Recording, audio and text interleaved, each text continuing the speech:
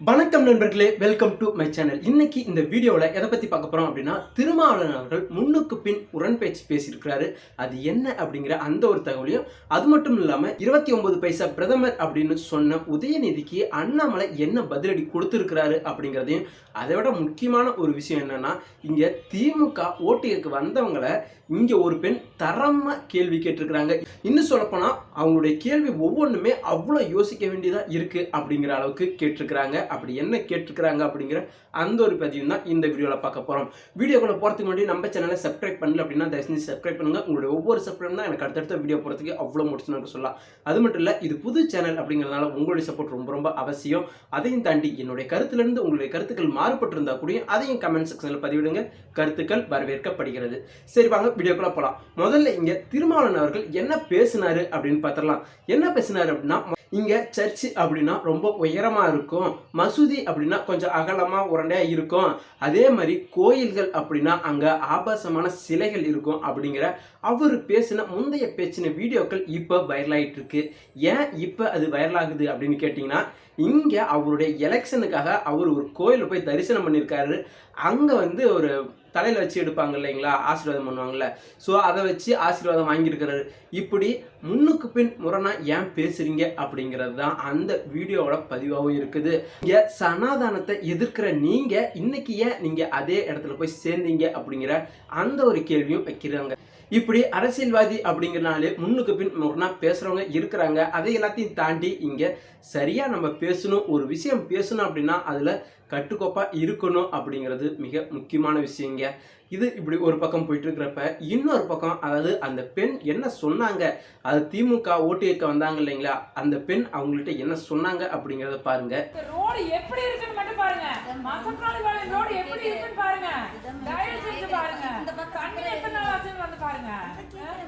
இப்போ 14 நாளுக்கு ஒரு டைம் நம்ம தண்ணி குப்பை எடுத்துட்டு ஆள் வராங்கன்னு கேளுங்க. இதெல்லாம் எதுவுமே பண்ணாம ஓட்டு மட்டும் கேட்க வர்றீங்க. நீங்க என்ன நியாயம் இது? நீங்க வீட்டு வரி எவ்வளவு ஏத்தி இருக்கிறீங்க, இது கரண்ட் எவ்வளவு ஏத்தி இருக்கிறீங்க. நாங்க பேசாம கட்டிட்டு 50,000 போட்டீங்கன்னா 50,000 கட்டிட்டு பதில் பேச கூட யாரும் இல்லைங்க. கட்டலன்னா கட்டை பிடிக்க போறீங்க நீங்க, சொல்லுங்க. இப்போ ஓட்டு மட்டும் எதுக்கு கேட்க வரீங்க? No chance. தயவு செஞ்சு வராதீங்க, ஓட்டு மட்டும் கேட்டுட்டு வராதீங்க. நீங்க என்னதான் செஞ்சிருக்காங்க, உங்க தலைவர் என்ன செஞ்சிருக்காரு சொல்லுங்க. இந்த பக்கம் என்ன பண்ணிருக்காங்கன்னு கேளுங்க. உங்க தலைவர் என்ன இது வரைக்கும் வாக்குறுதியில என்ன செஞ்சிருக்காரு? இல்ல உங்க தலைவர் வாக்குறுதி கொடுத்ததுக்கு என்ன செஞ்சிருக்காரு அது மட்டும் சொல்லுப்பா. எனக்கு அதெல்லாம் வாக்கு இப்போ 21 எலெக்ஷன்ல கொடுத்த வரைக்கும் என்ன வாக்குறுதி நிறைவேற்றிருக்கீங்க அது சொல்லுங்க பாப்போம். இல்லம்மா, நான் வாக்குறுதியே கேட்கிறேன். வாக்குறுதி கேட்கிறேன், என்ன வாக்குறுதி நிறைவேற்றி போட மாட்டாங்க. இங்கே அவங்க சொல்கிற ஒவ்வொரு விஷயமும் அவ்வளோ ஆழமாக இருக்குங்க. இங்கே கரண்ட் பில் உயர்றதா இருந்தாலும் சரி, இல்லை அவங்க தொகுதியில் அந்த ஏரியாவில் தண்ணி 14 நாளைக்கு ஒரு தட்டி தான் வருது அப்படிங்கிறதையும், குப்பை அள்ள மாட்டேங்கிறாங்க அப்படிங்கிற ஒவ்வொரு விஷயத்தையும் நோட் பண்ணி இவங்க வந்தாங்கன்னா இவங்கள்ட்ட கேட்டே ஆகணும் அப்படின்ட்டு அவங்க கேட்குறாங்க. அதையும் தாண்டி இங்கே கேமராவை எடுத்துக்கிட்டு இருக்கிற அந்த பெண், ஏமா உங்களுக்கு கொஞ்சம் கூட மனசாட்சியே இல்லையா, உங்களை இப்படி அனுப்பிச்சி விட்றாங்களே, உங்கள் ஆம்பளை இங்கே வந்திருக்கிறாங்களா இல்லையா பார்த்தீங்களா அப்படிங்கிற மாதிரி பயங்கரமான பல கேள்விகளை கேட்டிருக்கிறாங்க.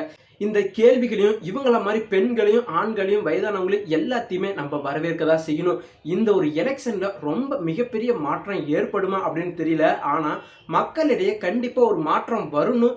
எனக்கு செய்யலை அப்படின்னா நான் கண்டிப்பாக கேட்பேன் அப்படிங்கிற அந்த ஆதங்கத்தை இங்கே தெரிவிச்சிருக்கிறாங்க அப்படிங்கிறது தான் என்னுடைய பார்வையாக இருக்குது. இவங்களுடைய ஆதங்கம் இந்த எலெக்ஷனில் எதிரொலிக்குமோ இல்லையோ தெரியாது, ஆனால் கண்டிப்பாக 2026 எலெக்ஷனில் கண்டிப்பாக எதிரொலிக்கும். ஒன்று, திமுக இங்கே அவங்க சொன்ன வாக்குறுதிகளை நிறைவேற்றணும், அப்படி இல்லை அப்படின்னா இங்கே திமுகவை தூக்கி எரிஞ்சிருவாங்க அப்படிங்கிற மனநிலையில தான் மக்கள் எல்லாருமே இருக்கிறாங்க. அதுக்கடுத்துதான் இங்கே 29 பைசா பிரதமர் அப்படின்னு சொல்கிற உதயநிதிக்கு இங்கே அண்ணாமலை என்ன பதில் சொன்னார்.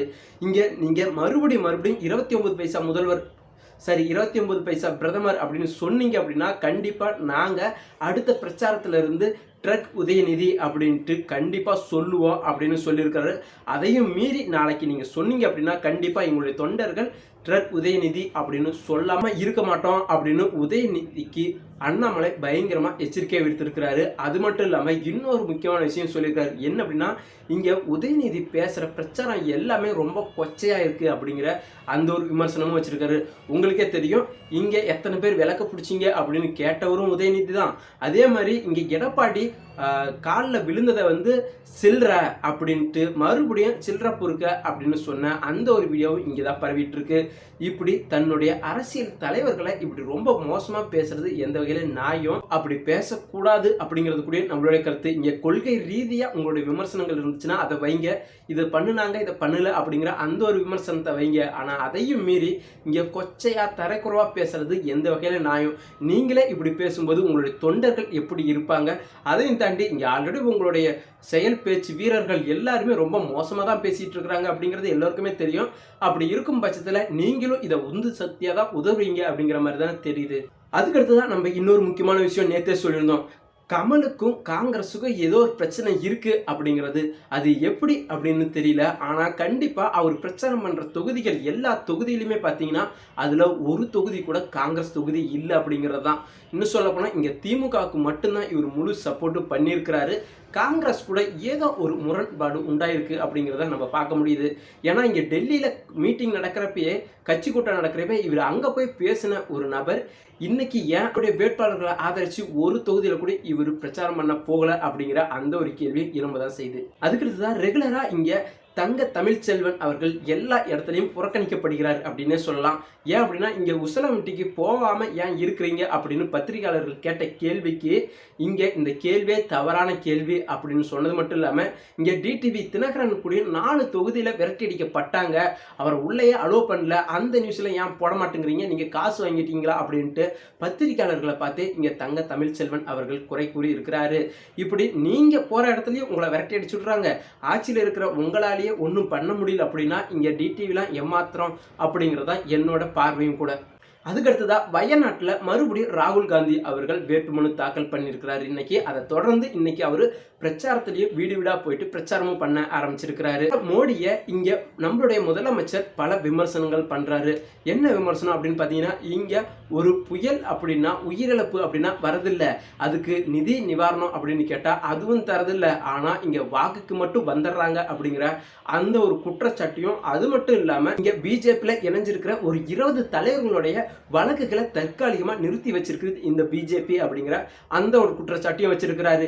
இங்கே ஐடியிலிருந்து அமலாக்கத்துறையிலிருந்து எல்லா துறையும் நீங்கள் உங்களுடைய கைக்குள்ளே வச்சுக்கிட்டு உங்களுக்கு பாதகமாக சாதகமாக மட்டும் அதை பயன்படுத்திக்கிறீங்க அப்படிங்கிற அந்த ஒரு குற்றச்சாட்டையும் முதலமைச்சர் ஸ்டாலின் அவர்கள் வச்சிருக்கிறாங்க. அதெல்லாம் ஒரு பக்கம் போயிட்டு இருக்கிறப்ப இங்கே நமிதா, நட்சத்திர வேட்பாளர் நமிதா அவர்களை தமிழ்நாட்டில் இறக்கி பாஜக அவர்கள் வாக்கு சேகரிப்பில் ஆரம்பிச்சிருக்கிறாங்க அப்படின்னே சொல்லலாம். இங்கே நட்சத்திர வேட்பாளர்கள் நிறைய பேர் இறங்கவே இல்லை அப்படின்னு யோசிச்சுட்டு இருந்த டைமில் தான் திடீர்னு பாஜக அவர்கள் நமிதாவை இறக்கி வாக்கு சேகரிப்பு நடத்திட்டு வராங்க.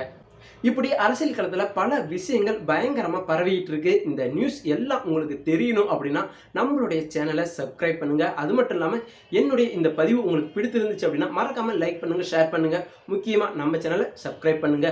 அதையும் தாண்டி என்னுடைய கருத்திலிருந்து உங்களுடைய கருத்துக்கள் மாறுபட்டு இருந்துச்சா அதையும் கமெண்ட் செக்ஷனில் பதிவிடுங்க. கருத்துக்கள் வரவேற்கப்படுகிறது. நன்றி, வணக்கம்.